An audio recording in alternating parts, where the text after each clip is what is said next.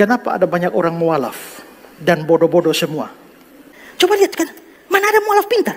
Kan bodoh semua. Mualaf, mantan pendeta, tidak tahu Maria Magdalena itu bukan ibu Yesus. Itu gobloknya kan keterlaluan tuh. Anak sekolah minggu saja tahu itu. Coba itu tanya mana Ibrani. Tanya tuh, dia tahu tuh Maria Magdalena tuh bukan ibu Yesus. Tapi mualaf mantan pendeta bisa anggap. Itu kan gobloknya keterlaluan. Mantan pendeta. Tinggalkan gerejanya, sekarang istrinya yang ambil alih, ganti dia jadi pendeta. Tapi tanya, Yesus tidak bangkit karena tanda Yunus. Yunus tidak mati berarti Yesus. Jadi kalau konteksnya Ruben Onsu itu kan jelas ya, bahwa dia Kristen, sekarang jadi Islam. Dulu percaya Yesus Kristus adalah Tuhan, Yesus Kristus adalah Allah. Sekarang Ruben Onsu tidak percaya itu lagi, karena tidak mungkin dia jadi Islam tapi tetap mempercayai Yesus Kristus sebagai Tuhan. Ya, Petrus kurang lebih 3,5 tahun saja dengan Tuhan Yesus, dan ketika dia menyangkal, dia menangis sejadi-jadinya.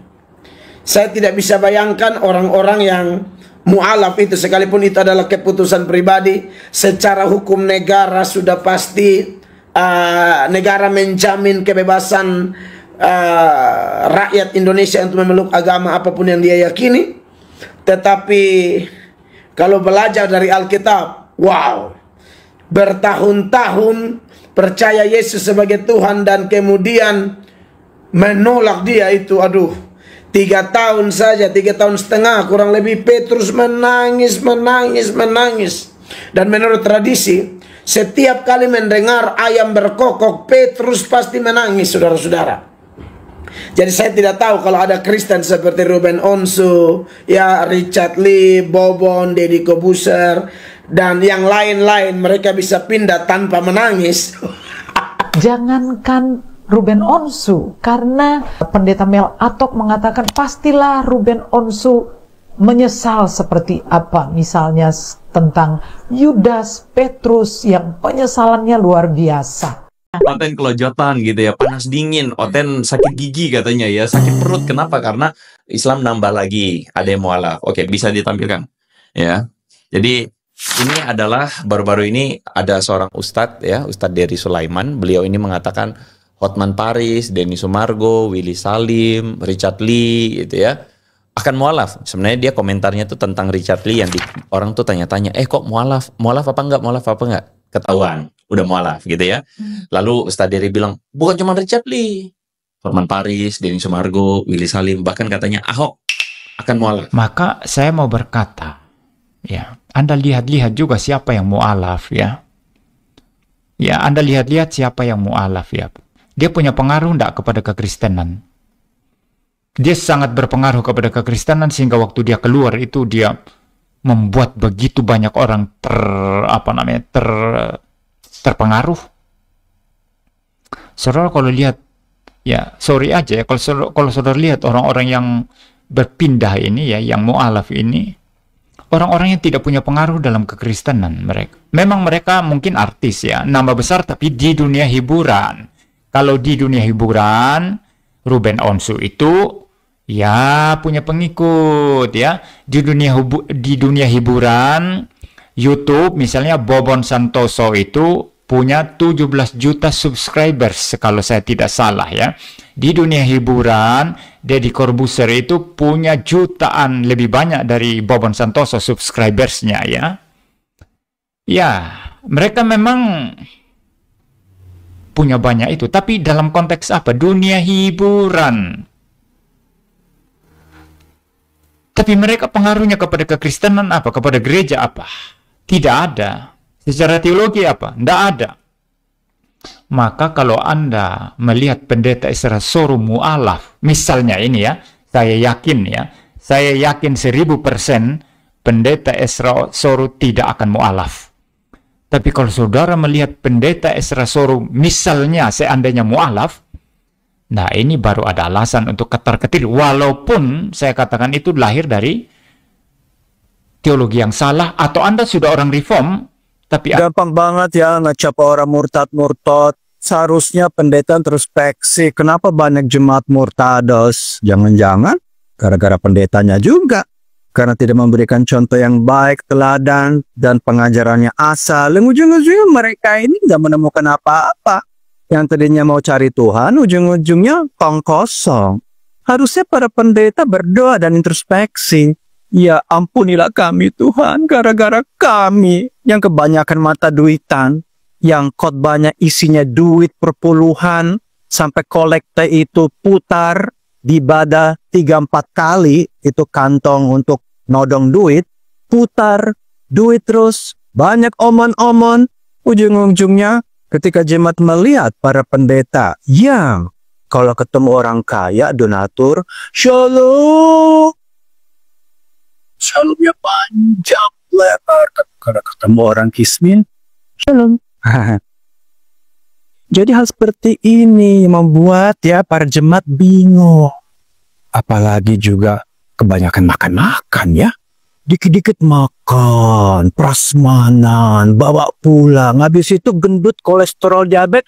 Tuhan, kenapa aku sakit? Kebanyakan makan kayak kebo. Makanya kolesterol, gula naik. Habis itu mujizat, mujizat. Ada kutil, mujizat. Sakit mencret, cari mujizat. Sakit kepala, mujizat. Nggak bisa kerja, cari mujizat. Padahal on dan males. Jadi ujung-ujungnya jauh sekali ya. Kalau di barat itu nggak ada yang mewek-mewek. Aku sakit kutil, aku kacau, mujizat. Jadi orang-orang yang punya IQ tinggi bingung. Loh ini apa? Apalagi kalau jemaatnya dimanfaatin. Siapa tahu artis-artis ini, Bu, dimanfaatin oleh para pendeta. Jadi mereka kapok. Dan banyak teman-teman saya yang telah dimanfaatin oleh para pendeta demi kepentingan ekonomi.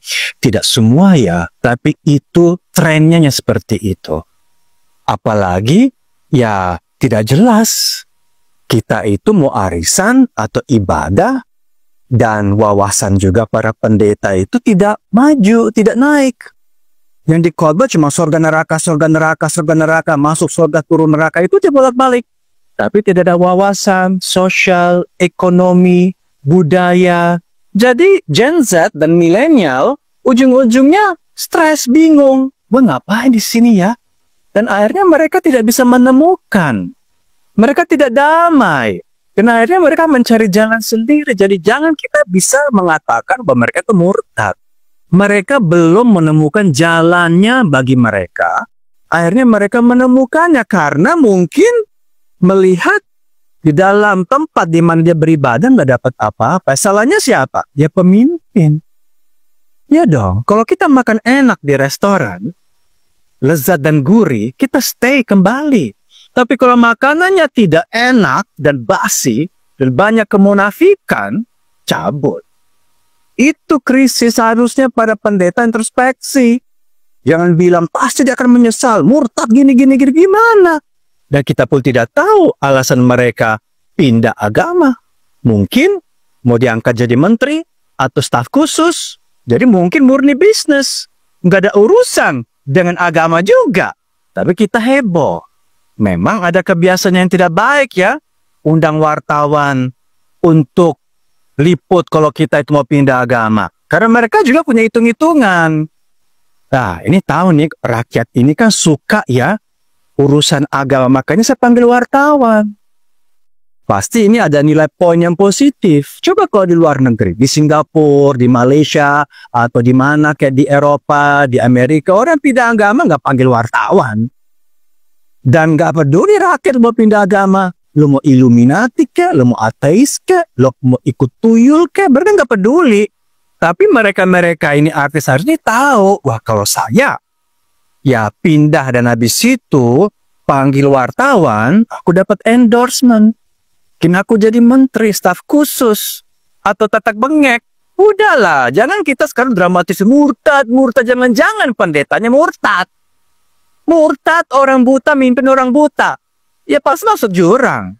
Di situ, itu namanya orang gentleman, orang yang rohaniawan seperti itu. Jadi perantara antara Tuhan dan jemaat Tuhan. Mungkin karena salah saya, salah kami. Terlalu asik cari uang di gereja. Terlalu omon-omon, ujung-ujungnya mereka mendapat apa dan pergi. Karena ini fenomena loh. Jadi saya nggak setuju kalau kalian menyalahkan artis-artis ini dan gampang ngatain mereka murtad. Saya nggak suka seperti ini. Lo siapa yang berhak mengatakan kita murtad atau tidak? Tuhan sendiri, bukan manusia. Sekalipun pendeta tidak bisa, karena kita tidak tahu ujung ceritanya seperti apa nanti. Jangan-jangan kita, para pendeta, bakal ketinggalan. Dan mereka yang murtad itu katanya justru di akhir perjalanan mereka sungguh bertobat. Jadi jangan main-main. Aku nggak suka gini-gini ya. Menghakim orang murtad. Udahlah. Sekarang mendingan makan aja prasmanan itu ya. Makan tuh prasmanan, bawa pulang kantong kreseknya. Nggak jelas.